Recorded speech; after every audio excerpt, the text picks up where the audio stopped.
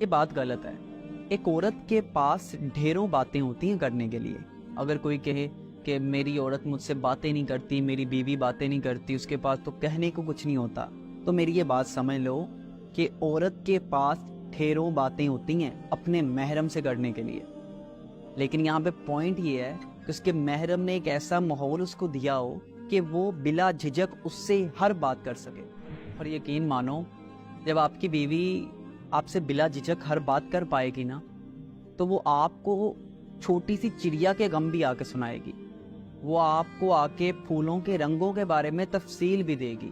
لیکن جیسے جیسے مرد کی توجہ کم ہوتی ہے نا، ویسے ویسے عورت خاموش ہوتی جاتی ہے۔ سٹارٹنگ میں مرد سمجھتا ہے کہ یہ کوئی سکون مل رہا ہے اسے، کہ وہ ساری باتیں جو اس نے آپ کے ساتھ کرنی تھی وہ کسی نہ کسی کونے میں دفن ہو چکی ہیں، اور شوہر کو اس وقت محسوس نہیں ہوتا کہ اس کی بیوی خاموش ہو رہی ہے، اسے لگتا ہے کہ یہ اس کی زندگی میں سکون کا باعث ہے۔